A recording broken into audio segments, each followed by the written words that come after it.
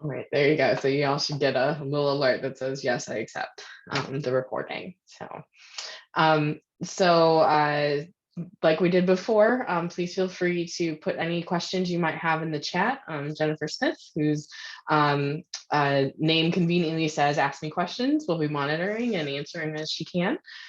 So please feel free to do that throughout the presentation. We will also have some time at the end to ask questions. This is a really great opportunity to get to ask questions one-on-one with our scholarship associate, Gabby Sims. She can tell you exactly what we're looking for with specific questions on the application. So if you've already spent some time in the Community Foundation Scholarship, this is going to be a great chance for you. So but first, I'm going to hand it off to Zoe Norwood with the Rockford Public Library to talk about their resources, as well as start sharing my screen.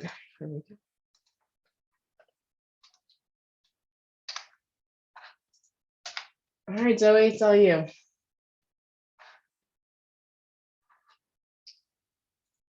It looks like you're muted. Hello, and thank you for inviting me to participate in this. And I'm very happy to provide information about financial aid materials, information available from Rockford Public Library. And we have three branches that you can come to or call. There's the Hart Interim Library downtown, and then there's the East Branch on East State Street, and the Montague branch at Montague and Winnebago. And my contact information is on the screen if I'm not available or have retired. Anyone in the Information Services Department in Adult Services or Youth Services can help you out. Go on to the next screen. And these are some of the books that we have available from the library, either to look at in the library in reference copy, or in some cases available to check out. Patersons, How to Get Money for College, Patersons Scholarships, Grants and Prizes, The Ultimate Scholarship Book, and Paying for College. These can all be helpful. And I'd recommend probably coming to the Hart Interim Library downtown to look at or check out these books, although they can be moved around from branch to branch. And yeah, searchable online databases. Of course, you're receiving information on scholarshipsni.com, but we also like to promote at the new database of local scholarships. Then for other scholarships nationwide, I'm pleased to say that Rockford Public Library now provides a database called Gale Presents Patersons Test and Career Prep. As you can see, it's created by the same publisher that created the Patersons books. It is searchable by anyone on library computers, either at the Hart Interim Library or the branch libraries. And it also has remote access for Rockford Public Library card holders by going into the library's website. And you can go on to the next screen.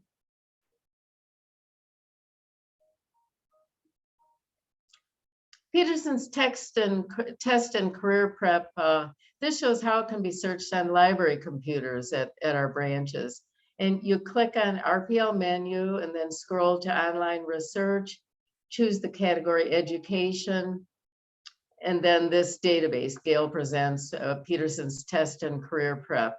And there are staff persons at all of the locations that are available to help you out with this.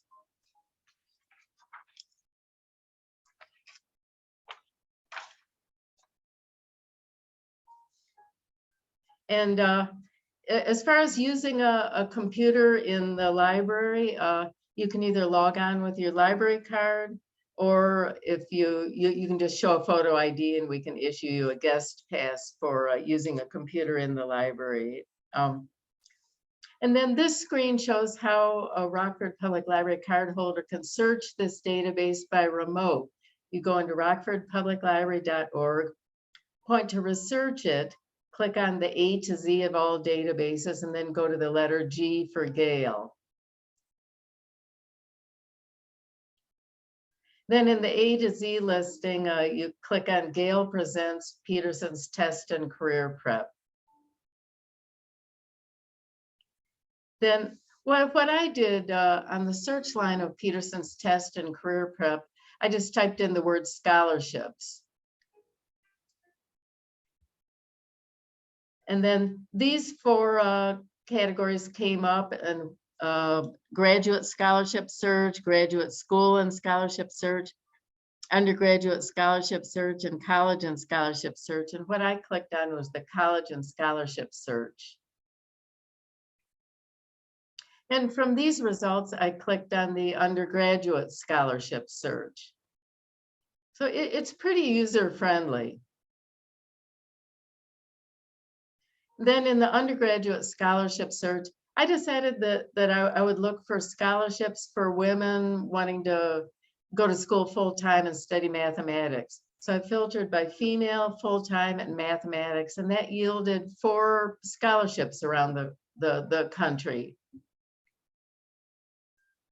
And I clicked on one of them, the Colonel Kathleen Swasina Scholarship. And then the information that you see shows a description of it, the application deadline, the amount awarded, if that's available, eligibility, and a link to the website for more detail or to apply. So basically, this database could provide some information about scholarships that would supplement information that you provide from other sources. And I hope this, as well as our books, are helpful. Are any questions for me? Zoe, there was one question in the chat. If you don't live in Rockford, are you able to use these resources? Yes, you would be able to search the database within the library. You would not be able to have the remote access outside of the library unless the community where you have your library card, such as Cherry Valley or Freeport or whatever, unless they also subscribe to Gail Presents Patersons test and career prep. But yes, you could search it within all 3 Rockford Public Library locations. You would only need to show your photo ID. And perhaps it would be worth Kurt and all our participants checking with your local library to see what resources they subscribe to that your library card will give you access to. Yes, and other communities might subscribe to this, and they might have some other resources that would also be helpful that we don't have. Yes. Yep.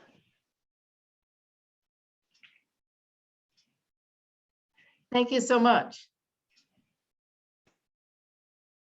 Thanks, Zoe. Yep, and we are losing Zoe, so this is your last opportunity to ask her questions if anybody has anything for her. Yeah, any other questions? Okay, well, we'll have Zoe's contact information available within the presentation as well. So if you need to follow up with her, you can also find her at the Hart Interim Library most days. So, all right. So now I'm going to hand it off to Gabrielle Sims, who is the Community Foundation Scholarship Associate, to talk about the application. All right, hello everyone. As Sarah has already said, my name is Gabrielle Sims, but Gabby is fine in conversation. I am the Scholarship Associate here at the Community Foundation of Northern Illinois, and I'm here to talk about our scholarship program and the resources that we have to help you guys out when filling out that application. So this is my contact information, my email, and my direct phone number. Feel free to take a screenshot, take a picture, write it down, whatever you feel like you need to do. But this is my contact information. If you have questions, this is how to get a hold of me. Okay, so CFNIL is Northern Illinois' largest provider of grants and private scholarships. We have about 100 different scholarships this year that will be giving out up to $350,000. That's a lot of money. And we try to have a scholarship for just about everyone. We have scholarships for athletics. We have scholarships based on financial need. We have scholarships for academic achievement, community service. If you're going into a specific field of study, there's a scholarship for you, and so much more. So we try really hard to have something for everyone here at CFNIL. So why should you apply? Well, because it's free money, duh, that's why. Scholarship dollars are worth more. That's the first bullet. And what we mean by that is that scholarship dollars don't ever have to be paid back, certainly not with interest, like with loans. Another bonus to CFNIL's scholarship application process is that it's one application that gives you access to, like I said, almost 100 different scholarships potentially. So it's very simple to fill out that one application and then potentially be matched with a whole bunch of scholarship money. Your chances are pretty good. You have a 1 in 3 chance of getting a scholarship award from us, and you can qualify for multiple scholarships at one time. So if you fill out our application and you match with, let's say, 15 scholarships, then you can apply for all 15 of those scholarships. You can apply for one of those scholarships. It's up to you. But the point is that you can qualify for multiple and apply for all of them if you want. We have some scholarships that go unawarded every year. So that means that there was a chunk of money that no one got and wasn't able to help anyone because maybe we didn't have enough applicants for that scholarship or none at all sometimes, which is unfortunate because it's free money and no one got to use it. That makes me sad. Another bonus is that you have probably done most of the work already if you've done your FAFSA or if you have filled out the Common App when applying to, when doing your college applications. It's very similar questions, same information that we ask you that's in those 2 applications that you may have done already. So it's nothing too hard or difficult. Another thing to consider is that only 1/3 of our scholarships have a financial aid requirement. So if for whatever reason you're unable to complete the FAFSA, there's still 2/3 of our scholarships that you could potentially be eligible to apply for, which is still a lot of money that you could possibly get. Okay, so now I'm going to talk about where you can find scholarship information on our website at cfnil.org. So this is our homepage. This is what it looks like. It's very pretty. And you can find scholarship information under the Receive tab. If you click on that, it'll take you to our scholarship page, which looks like this. And if you scroll down on that page, you will see this, which gives you more information about our scholarship program, pretty much everything I just said. But it's also here on the website for you to read, as well as my contact information, as you can see there. The link to our application is also there at the top where it says access the CFNIL Scholarship Application Portal. So that is where you can also access our application from there. Further down on that same page is a list of all of the scholarships that we are awarding this year. So this is a screenshot of just a few of them.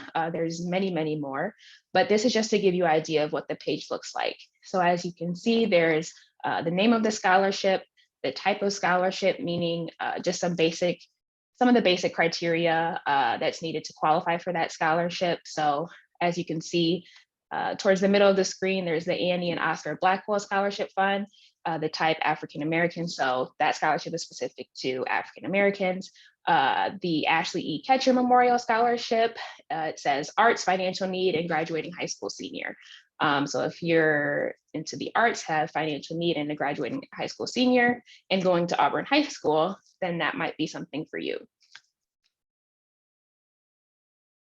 So we also have a helpful resources page on our website that looks like this. Okay, no. So this is the home screen. You click on the resource tab at the top to access our resources page. That looks like this. There we go. So this is what our resource page looks like. Right there at the top of the first thing you see is an in-depth walkthrough video that shows you how to fill out our application.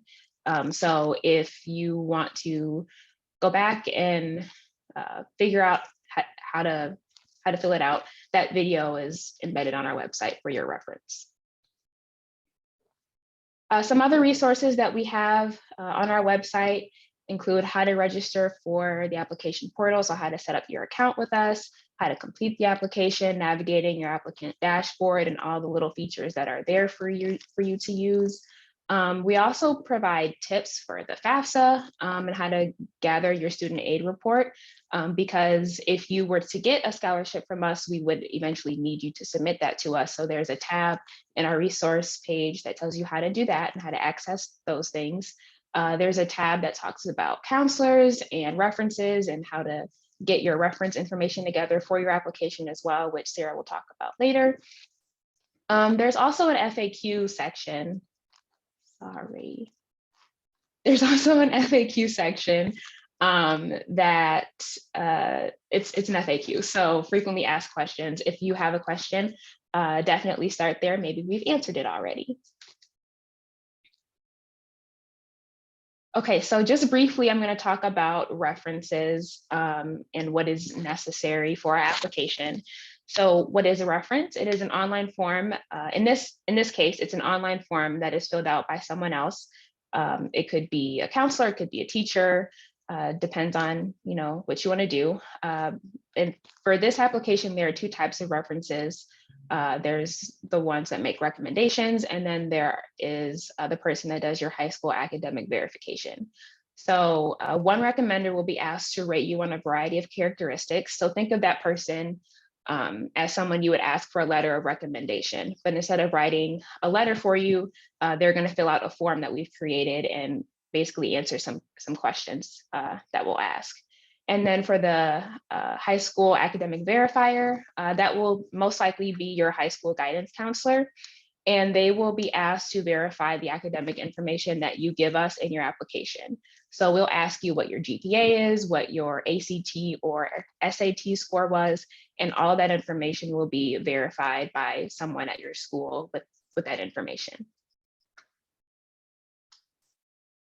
So it is your responsibility as the applicant to make sure that your academic verifiers get their form turned in on time, as well as your recommenders to make sure that they do their form on time also.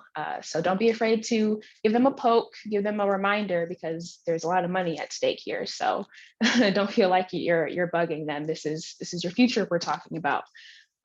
So the reference deadline for this year is February 22nd at 8 a.m. So that is the deadline to have all of your reference documents turned in. So I want to talk about the Howard D. Coleman Scholarship Program. It's one of our larger scholarships that we'll be awarding this year. The criteria to qualify for the Coleman Scholarship is to be a high school graduating senior from Boone or Winnebago County.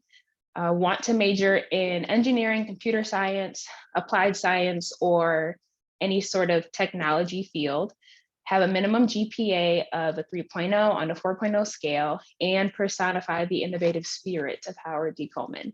So that's a fancy way of saying you like to make stuff.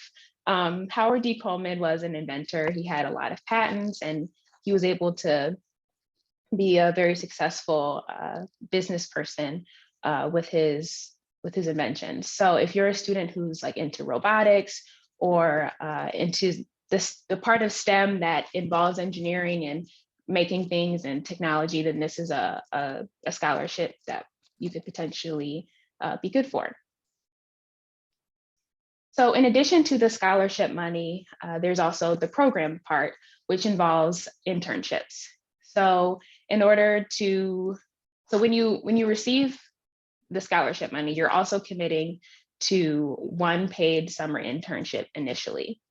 Notice how I said paid, that is rare. So you're getting scholarship money and you're getting a job really for the summer.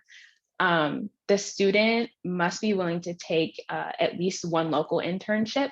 And if you're chosen to be one of the Howard D. Coleman Scholarship recipients, you'll do your first internship the summer before you even start college. So doing that one local one will be probably easy to do since you'll be here anyway the summer before you go off to school.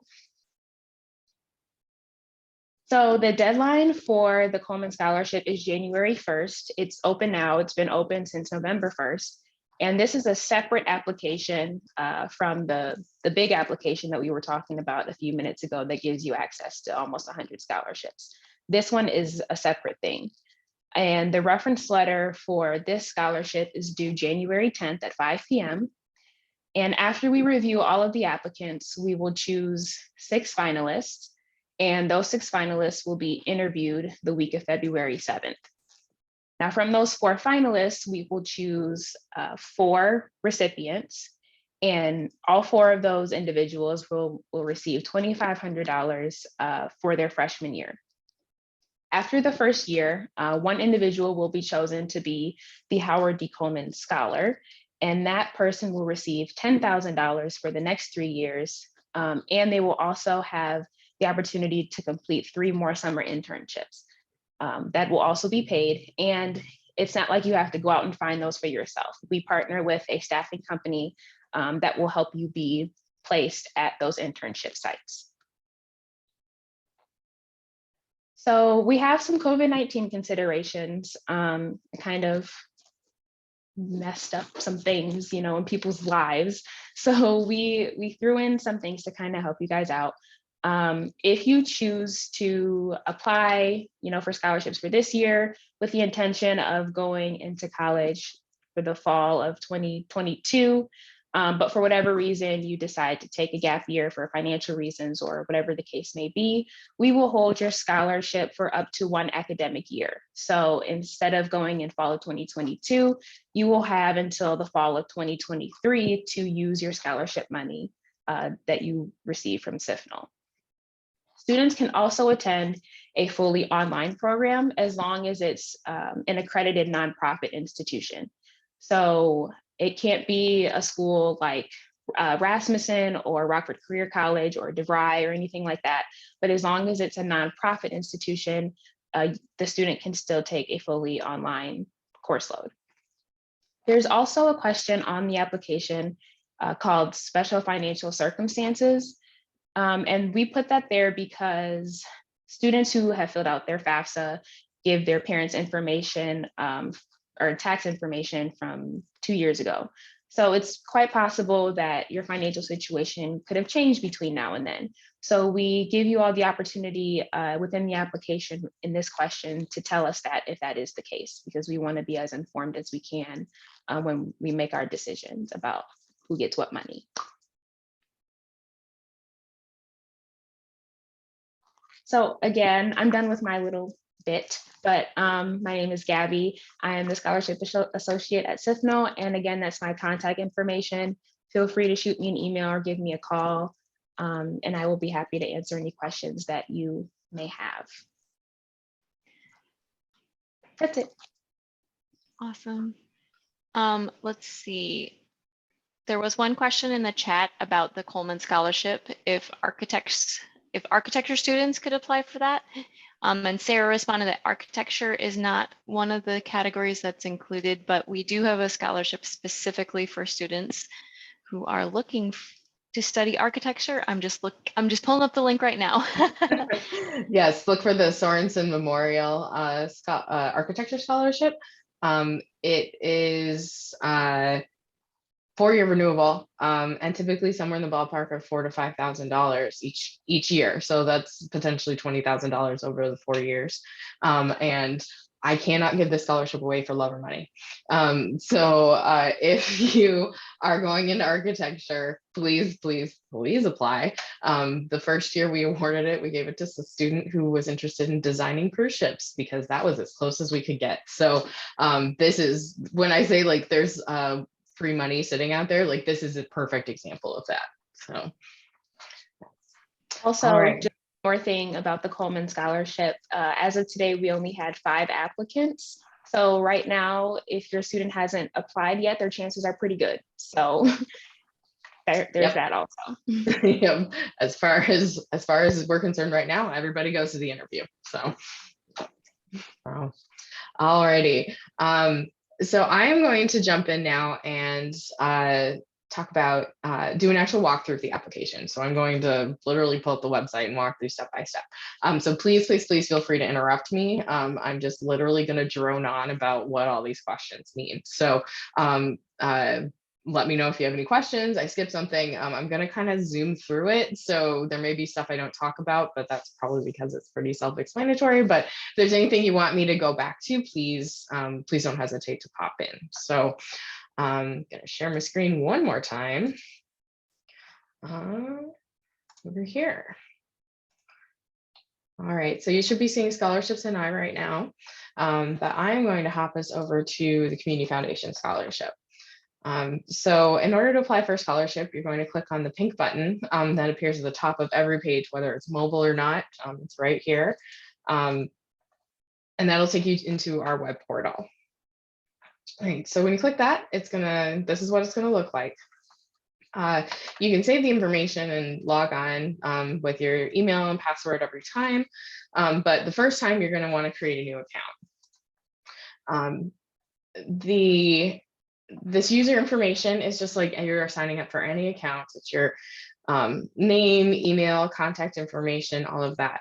But we do want to caution you, make sure that you're using proper punctuation, you're spelling everything correctly, you're using capitalization, things like that, because this information actually gets pulled all the way through our system and eventually will be printed on the check that goes to the college. So if your name is misspelled, we're going to have some trouble getting it attached to your account at the very end. So if you can just be careful at this part, it will save us a lot of grief at the end,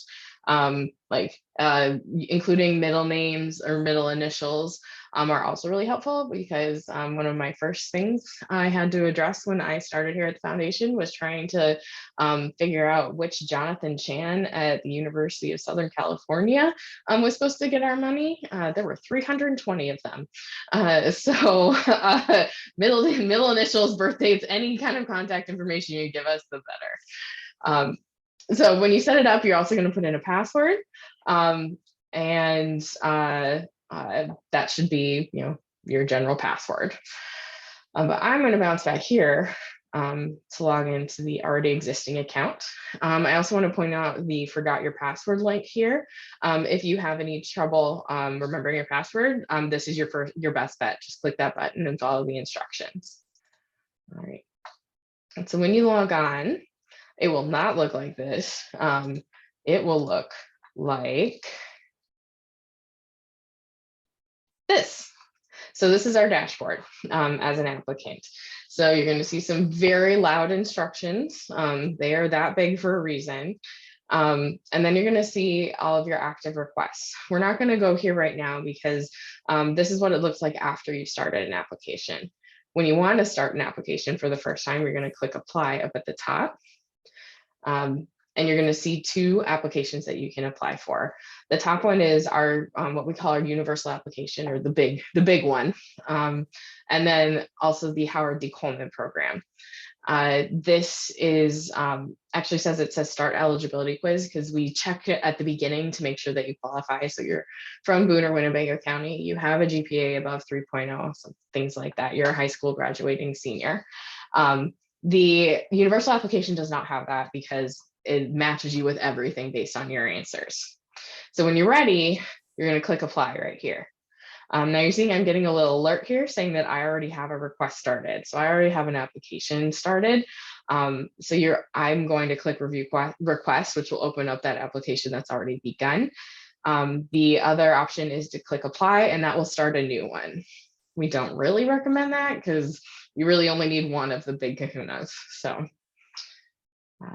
I'm going to click request. Alrighty, so this is what an application looks like once it's already been submitted. It's virtually the same, but just so you're aware, like you won't see this part up at the top yet. You will see this, however. So our application is a couple key things. One is that these bits will collapse. We've asked them repeatedly to set it so that it's opens collapsed. We haven't gotten there yet, but you can collapse all the different sections. The other piece is that it's adaptable. So the application will actually physically change as you answer questions. So depending on what school you go to, what high school you go to, or what county you live in, the questions that it asks you will actually change. The first question in the personal information section, which is right at the top, is username. The reason we do this is because our application process is blind. Our reviewers don't know who you are, and we hide all identifying information. We want them to make their decisions objectively and not because they know who the student is. That's a big core tenet for us. So we use the username. And this year, the username is your first initial, middle initial, last initial, and then the date and month and day of your birthday. So in my case, it's SLL 0904. That's my username, and that's what will follow my application all the way through. No one will know my name as I'm doing this. And you're going to hear me say this about 10 times throughout this presentation, is don't use your name in your essays for the exact same reason. As soon as you say, hello, my name is, and I would like to apply for the scholarship, your identity is blown, and we want to pretend we're all super spies here so nobody knows who we are. All right, so continuing to scroll down, everything is pretty self-explanatory. But what you are going to see throughout the application are some questions that seem really odd, really like, why are we asking if you're a single parent? The reason we're asking is because we have a scholarship specifically for single parents. We need to know that information. So if things seem weird or they seem redundant, or you're wondering why I'm asking this, it's because it has something to do with a scholarship, and we have scholarships for everything. We have a scholarship for students who shop in downtown Durand. Oh, and here's a question. Do you visit or shop at businesses in Durand, Illinois? So we have to ask these things. So just answer them to the best of your ability.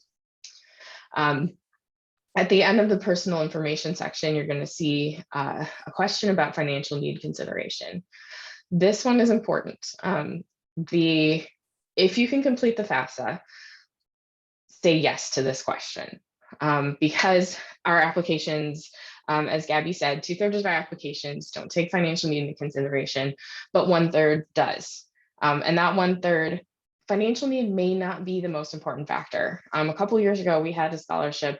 It was for students going into technology. One student got who got it had an EFC of 0, which means they were extremely high need. The other student who got it had an EFC of over 100,000, which meant they're not very high need. But the reason they got it is because for all the other pieces of the scholarship, all the other criteria, they were the best fit. So give yourself the chance to qualify. Leave it up to the reviewers to determine if you have the need for the scholarship. Don't take your chance away at the beginning by answering no. Our number one question we get is, why didn't I match? And the number one answer is, you didn't provide your financial need information. So just do it, even if you think you don't need any financial assistance. And so answering yes to this will actually add sections to your application. So this is an example of how it expands. So then you're going to see a financial need information section that asks for your EFC. So that is going to need to be submitted exactly as it's written in the SAR. So it may be 12574, or it might be exactly 3005. Whatever it is, put that exact number in there. Do not round, do not make it up. We need this document to verify afterwards. So copy it exactly. All right, so next section, education information. We ask for your current educational status. So you're gonna select the option that best describes it as of the application deadline, which is February 1st. If you are a high school graduating senior, regardless of whether or not you're graduating in December, or you're running START, or you're dual credit, if you are technically based on credits, a junior, or a sophomore at RBC, for the purposes of this scholarship, you're a graduating high school senior if you have not walked across that stage yet. Otherwise, there's lots of different options. We have scholarships specifically for adult learners or people returning to school. We have GED scholarships. GED students are eligible for most of our scholarships too. So let us know what year you are, and that'll help mold the application. We also ask where you go, lots of information about your school.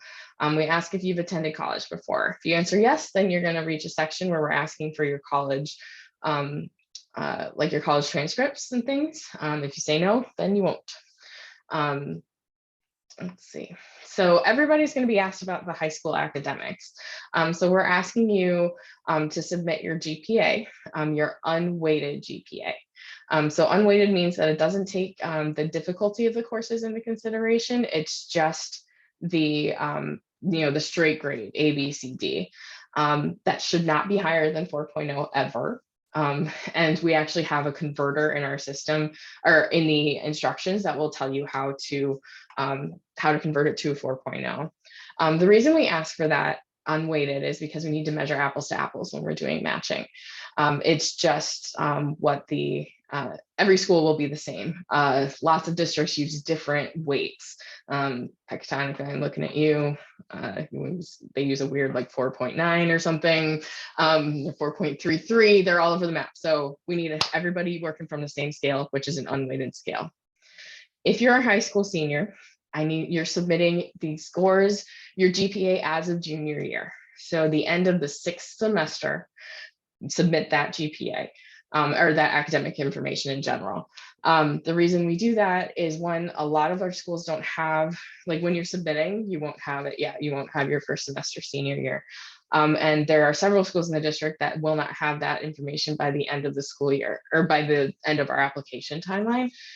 So we want to measure apples to apples. So everybody's submitting unweighted GPA end of junior year. If you've graduated from high school, give us your final GPA. It's a lot simpler. And if you are a GED student, you won't even get this section. So we ask for your class rank and then listing your high school courses. The reason we ask you to write these in is because for folks who will be uploading a transcript, our reviewers don't see the transcript because it's blind, and we don't want them to have access to your contact information. If anyone out there, any developer can figure out a way to automatically strip contact information out of a transcript, they will be a bajillionaire because every scholarship provider in the world would like that technology. We don't have it yet, so we have to ask you to copy it in. If you just put please see transcript, your application will get tossed because we don't have a way to get that information to our reviewers. All right, so you're gonna see here ACT and SAT score. This is one of the few questions that's not mandatory, and you can tell that because it doesn't have the little asterisk next to it. So if you have that information and you want to share, awesome. It's another piece of information for our reviewers. If you don't want to share it, that's completely fine too, or if you don't have access to it, or you're like me and you're returning to school and when you took the ACT in 2003, it's not really relevant anymore. So that's why it's not mandatory. Okay, and I do see the question pop up in the chat here. Yes, it should be unweighted class rank as well. That's an excellent question. All right, so this is specifically for the high school seniors. We verify your information by sending a third-party form or a reference form to your high school counselor or your registrar. You tell us who that is. So you can see here, there is a place where you can put in an email. So you need to put in the verifier's email information. And then you will actually compose an email to them. We have a sample email in here, a template that you can literally copy and paste in if you feel so inclined. But in order to send it, you click compose email, you put in a subject, you put in the body of the email asking them to help you. For example, this is where you would copy and paste that template, and then you click send. So that'll kick off 2 emails. The first email will be from you that says, hey, this is coming.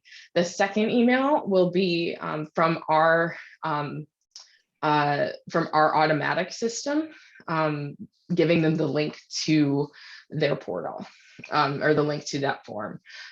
We have information on our website for counselors specifically on this process, and we also communicate with all the counselors in our 4-county area directly about this as well. So they know it's coming, but make sure to check in with them about it. So for GED students, we ask for your scores.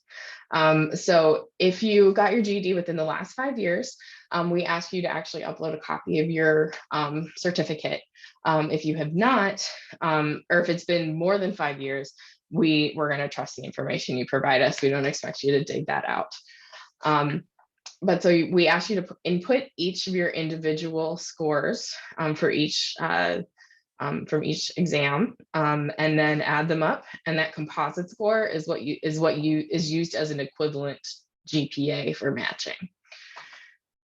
And then here's where you're going to put up either upload your high school transcript if you graduated, or your GED transcript. And all of our transcripts do not have to be official. We don't want you to pay for it, but they need to include your name, your school, and a date. So we need to actually be able to tell whose it is, but it does not have to actually come with like the seal on it. And you'll upload it as a PDF, and it needs to be under 2 megabytes. All right, so any questions about any of those technical pieces before I move on? All righty. So the next section is extracurricular activities. This is all pretty straightforward. What kind of stuff do you do outside of the classroom? We ask about community service hours. We ask for details on that community service. And the reason why that section is separate is because it's we have several scholarships that are specifically about community service, but it's perfectly fine if you answer 0 to total community service hours, then you won't even have that question pop up. We ask about the sports that you play, other extracurricular activities, but that can include anything that you spend your time on outside of school. So it can include a job, it can include clubs, sports, taking care of a family member, church activities, however you spend your time that isn't doing actual schoolwork, that's what should go in here. And then we ask a question about significant activities. So we ask you to pick one of those activities and talk about how you're involved in it. You know, if you choose Key Club, talk about all the different community service you've done through it and why you're passionate about it. If it's taking care of your grandmother after school, talk about what you do for her and what that means to you. This is one of the most important questions we have because it really gives us insight into who you are and what you care about. And that's what our reviewers are really looking for. We also have honors and awards, again, not mandatory if you haven't picked, so you don't have to fill that out if you don't want to. We also ask if you've been employed and ask for some more detail on employment because we know that that's a big deal for a lot of students. So we want some specifics on that. There's a section for nominations. Basically, we have 2 scholarships that do require you to be nominated. One is for RPS students and one is for Rochelle High School students. You'll be told if you've been nominated, basically. All right, then the school choice section. So this is where you tell us what your future plans are. You are asked to choose one school, and that is the school that you are most likely to attend. It doesn't necessarily, we understand that it's not, what you submit to us in February is very likely to change by June. So this is your best guess, what you think is most likely as of the time you submit it. We have a form that you fill out, an acceptance form when you're given a scholarship that gives us your final information. And if most of our scholarships are not associated with a specific school, so if you change schools after you've accepted, 99% of the time, it's not going to have any impact on your eligibility. We do have a couple schools that are funds that are specific to schools. So we ask about if there's any possibility that you'll be going there. Those are Michigan, University of Illinois, Urbana-Champaign, and Rock Valley. And so if there's even the whisper of a chance that you might go there, you should check those boxes. Because if you don't, then you won't get to apply at all. The University of Michigan in particular is one that we often have to go to the alternate, because students end up not going there and in the end. So again, give yourself the opportunity to apply if there's any chance whatsoever. All right. So Gabby talked a little bit about the for-profit school concept, that we as a nonprofit foundation cannot make awards to for-profit schools. So those are places like the University of Phoenix, DeVry Institute, Rockford Career College, Rasmussen. Unfortunately, we aren't able to give scholarships to those. So we do specifically ask about that because we want everybody to be clear up front about what they are making, what they are choosing. If you're not sure, click this link here to the College Navigator. And that is a comprehensive list of all the technical details about every college that's been accredited by the government. It's a really helpful tool, even outside of the for-profit, nonprofit question. The vast majority of schools are nonprofit. Rock Valley, Rockford University, NIU, Augustana, UIUC, all of that, all for-profit or all nonprofit or public institutions. So this is actually a fairly rare occurrence, but we want everybody to be aware of it.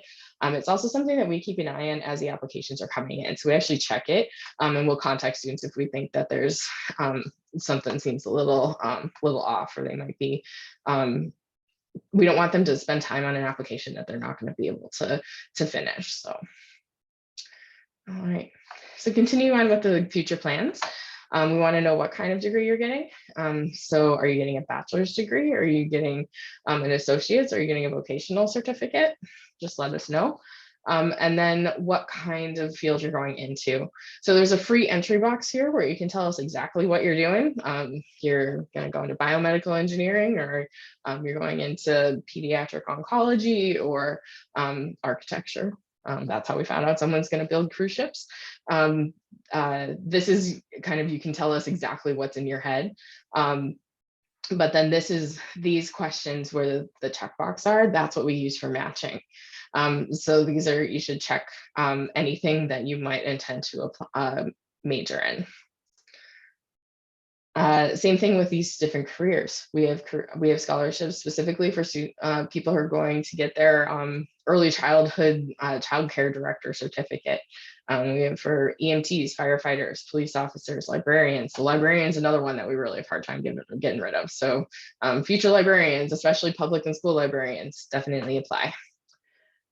So again, check all those things that you might intend to do, because as far as our application goes, there is a difference between what you are studying. So you are studying education, but what your career is teaching. Those are two different things and are treated differently within our system. And then there may be additional information depending on what you check. So for teaching, we get into some pretty fine detail about what you intend to do for teaching. And that takes us to our general reference tab.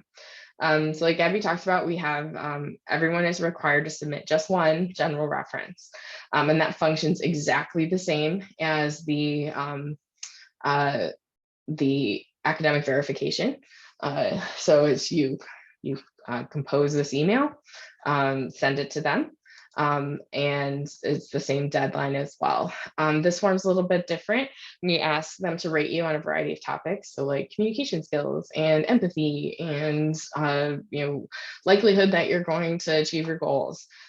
We also ask them to give us choose 3 adjectives that describe you, and then write a short sentence or a paragraph about why they chose those words. The reason we do that is, again, for the apples to apples. Everybody's filling the same form. Your reference isn't dependent on your teacher's ability to write a great letter for you. It's much more evens the playing field. This is also where we'll get a lot of your identity blown. So they'll refer to you by your first name a lot. So we try and caution them against that as well. A few things about asking your reference. Ask them first. The first time they hear from you should not be the email from our system.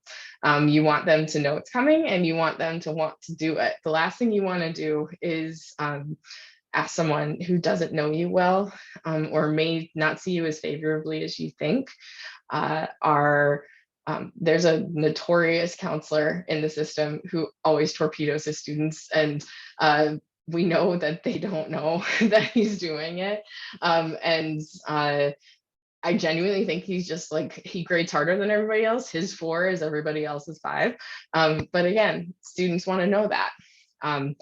Also, this reference cannot be a family member under any circumstances. I don't care if you are a homeschooled student. It cannot be a parent ever, that will get you kicked out of the system. There has to be some adult in your life, a church leader, a coach, a volunteer coordinator, somebody that you've worked with who can write this reference. It cannot be a parent. So.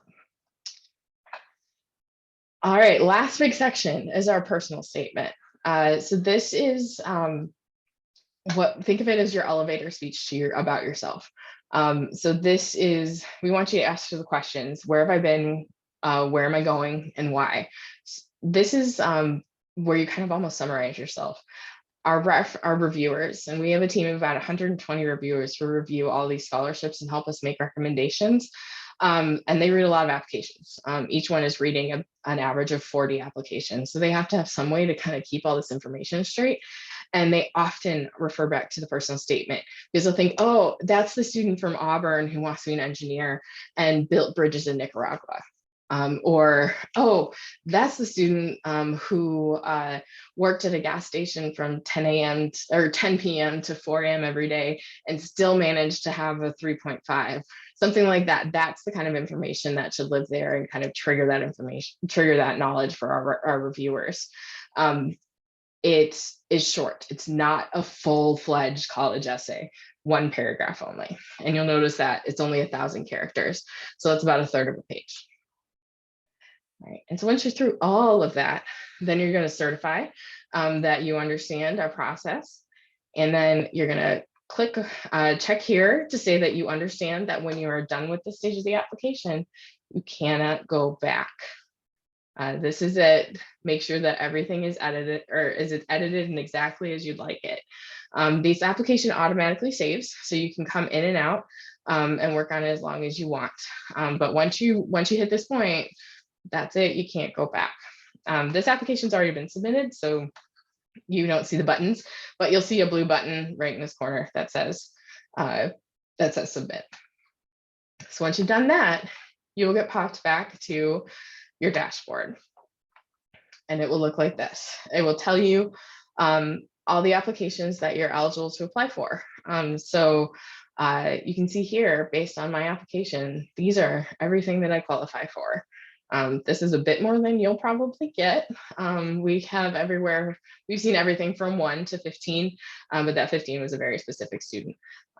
So you're going to see all of these different applications, and you don't have to apply for all of them. You can apply for whatever ones you think you're a good candidate for. You can see here, this is where you're going to check in after the application, after the cycle is over. The decision line here, you see right now it says undecided. On May 1st, when the application close, or when our deadline, when the whole process is over, we make our official announcements, this will flip to either awarded or declined. And you can see here the third parties. This is a better sample right here. So those are your verification and your reference forms. So you can easily check right here to see if your forms have been submitted.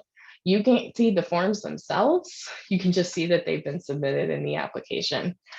So by 8 a.m. on February 22nd, this needs to read 2 of 2. And you also really need to be paying attention to this and continuing to contact your references to make sure that they've got them done, because that's your responsibility. We will send some reminders, but it's on you to make sure it's finished. But so when you would like to finish the second stage. So remember, when you have hit submit that first time, you're not done. That's just the first stage that matches you. The second stage is where you get to actually submit your essays. So each application has its own essay, and they all have their own prompts. The essays are 3,000 characters, which is about 500 words, or about a page. So these are not, we're novels we're asking you to write, but we are asking you to write a thoughtful response. Some of them are pretty specific, like this. This is new this year, the Winnebago County Veterans Association Scholarship. What does honor, courage, and integrity mean to me? That's a pretty specific response. And we're going to know if you just drop in your essay about why you want to go to, Columbia College in Chicago. That'll be pretty clear that you didn't take the time. There's other scholarships, such as, let's look at our Amanda Reed Scholarship. This is for students who are going in, who have done work in domestic violence advocacy. There's a real story behind this scholarship, and you can find it on our website. Every scholarship has its own webpage on the site with as much biography information as we can give you. So the best essays are the ones that will reference that information. So this essay is, how have you addressed the problem of domestic violence and what impact has your work had in the community? So tell us that, really make a case for why you are the best candidate for this scholarship. And referencing Amanda's experience is also going to be very helpful.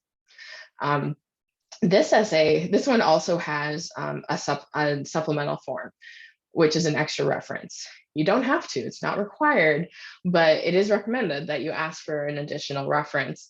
And this would be someone who's familiar with your work in domestic violence prevention. So for example, if you volunteered at Remedies, this is a great, this would be a great thing for the volunteer coordinator or your site supervisor to fill out. These questions are very specific about your work. They're not asking that, like, how's their communication skills? It's like, tell us about their work and what they did and how, you know, they demonstrated their commitment to the cause. But again, it functions exactly the same way as our general reference process. We also have, I'm looking for a specific one in here. This is the Willard J. and Alice C. Corbett Scholarship. It's quite a valuable one. This is a 4-year renewable. So you get that in dollars, those dollars every year for 4 years, as long as you stay in compliance. And this one has a financial need component. So this is where you provide all of our financial information. You are providing exactly the same stuff as you provided on the FAFSA, like literally you're copying it. So your adjusted gross income, your household size, the number of people in your household going to college, your EFC, and again, put it in exactly the way it's written. And then you're going to upload a copy of your student aid report. At this point in the process, if you don't have that student aid report, you can upload either the confirmation email you'll get right away, or you also have the option to use a calculator, and we have links to that in the within the application. But know that if you do that, you have to provide the student aid report, the official version, before we send it out to, before we send the check. So you upload it here. We also have the special financial circumstances bucket, which is where you tell us if anything has changed in the last 2 years. Once you've done all of that, you click submit and you're done. So at that point, the status will change from draft to submitted. And then you can move on to the next one, and you just click the link to the application and go from there. All right, so that is the overview of the web portal. Any questions about any of those details before I'm going to hop back into a PowerPoint really quick? I have not seen any more questions come through, but all righty, we'll keep watching. Okay, so now I'm going to hop back into our PowerPoint very quickly.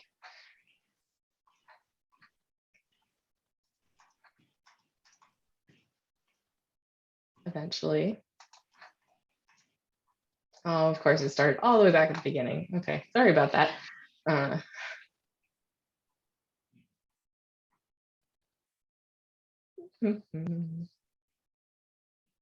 It's a very fast review of everything you already saw. Okay. All right, then what? What happens after you submit? Our applications are reviewed anonymously by committees in March and April. Like I said, we have about 120 community volunteers who do who review and make recommendations based on our donors' intentions. And they recommend those to the Board of Trustees, who approves those in April. The recipients are notified by the end of April by a letter and email that you received an award. That's why having that correct email address is very important. The status of all the applications will be available in the web portal after May 1st. That's when that status flips to awarded or declined. And then we celebrate in mid-June. We host a scholarship award night. Last 2 years it's been on video, but we are desperately hoping that this year it can be online. or it can be live, not online, all together. We all come together, all of our recipients, and we typically have somewhere between 140 and 170 recipients. They come to a big party, a big graduation style party, with all of our volunteers, our board members, our donors, your counselors, your principals, everybody who's involved in this process to celebrate all of your awesome work. That'll be in mid-June this year, fingers crossed. And then the checks are sent directly to the school by early July. And we always send them directly to the school, by the way. So some tips. Don't wait till the last weekend to start. There is no advantage to submitting early technically, but one, that last weekend is when the application is most likely to go down, or when the system's going to go down. And two, we get less available the closer we get to the deadline, because everybody else is. 40% of our applications are submitted in the last 4 hours typically. So things get very busy very quickly.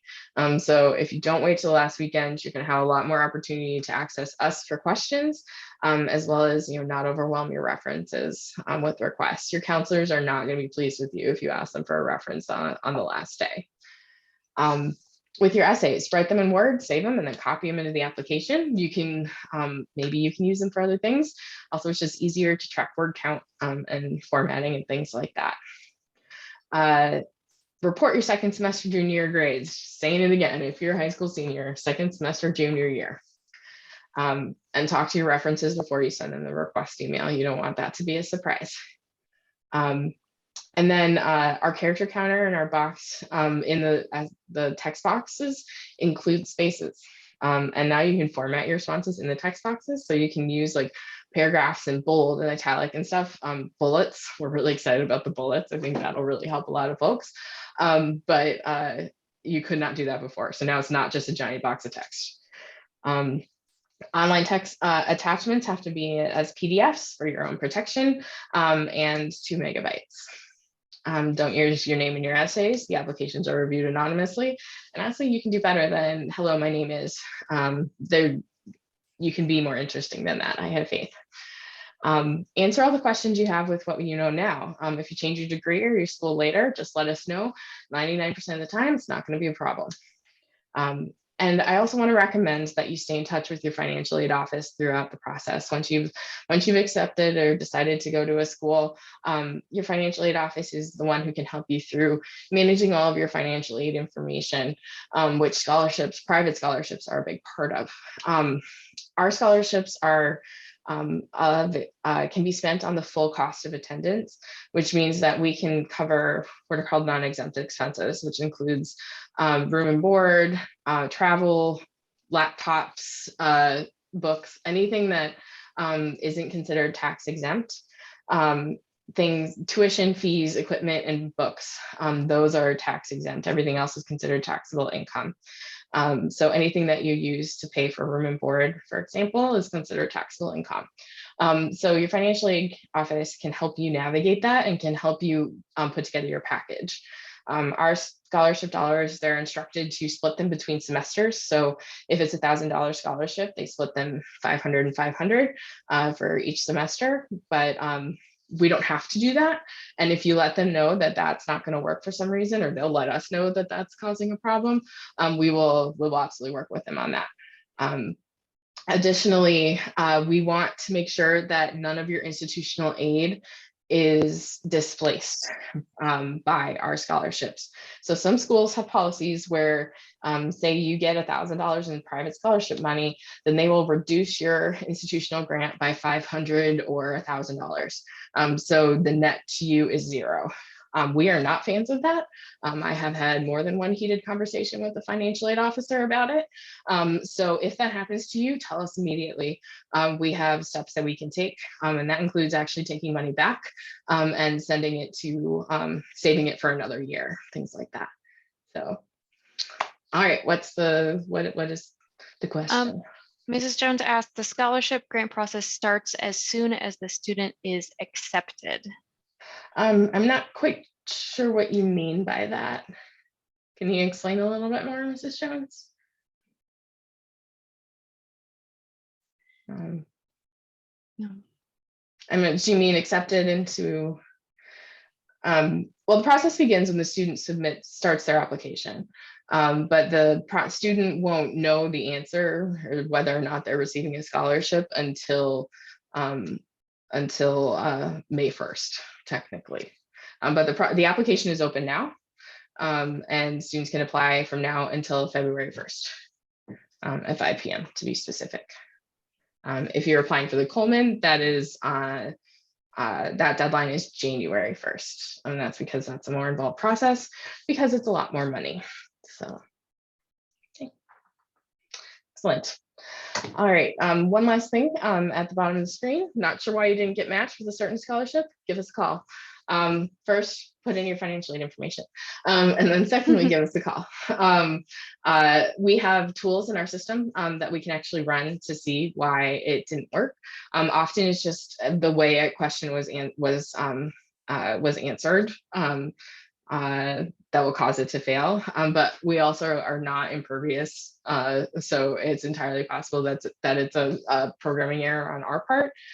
So let us know if anything seems funky. So, all right, one last time, Gabby is your main contact. So feel free to reach out to her anytime. If we know that students don't like to pick up the phone, but if you call us while you're sitting in the counselor's office to ask a question and we're at our desks, we will answer. So that's often the fastest way to get in touch with us. We really want folks to not struggle.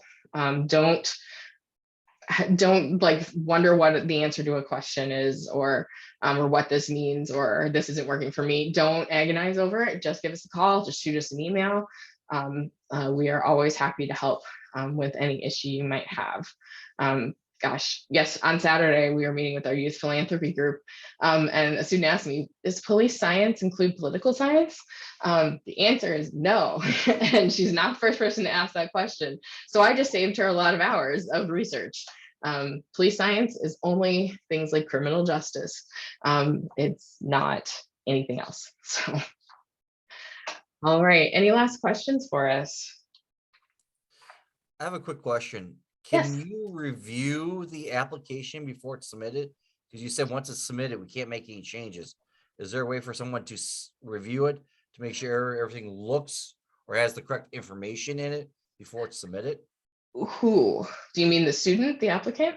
Yeah, the applicant. Yeah, you can look at that thing over and over and over again until you hit submit.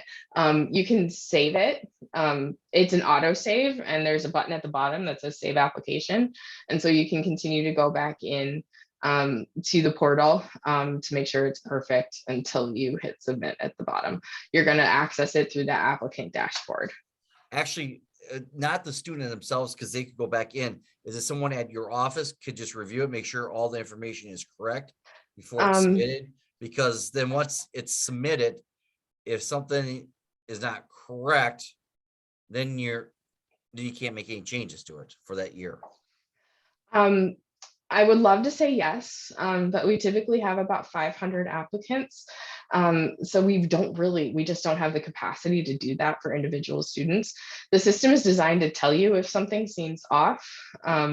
So if you don't have, you missed a question, they will tell you. It won't let you submit until you finish that question.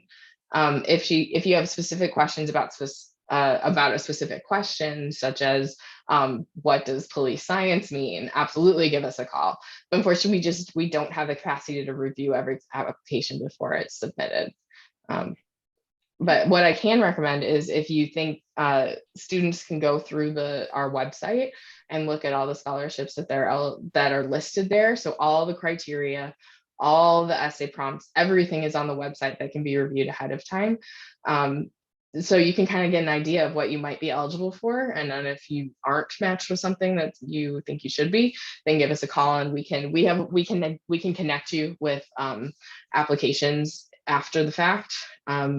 If you didn't match for some reason that you should have. Thank you. Thanks. Anything else? Okay. All right. Well, I really appreciate your time. I know I'm over.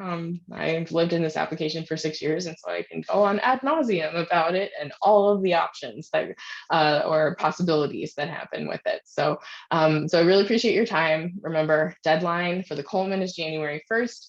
Deadline for the universal application is February 1st. Gabby's contact information is all over the website. Don't hesitate to reach out to her. And this recording will be on the Scholarships and I site within the next few days. So, all right. Well, thank you very much, everybody.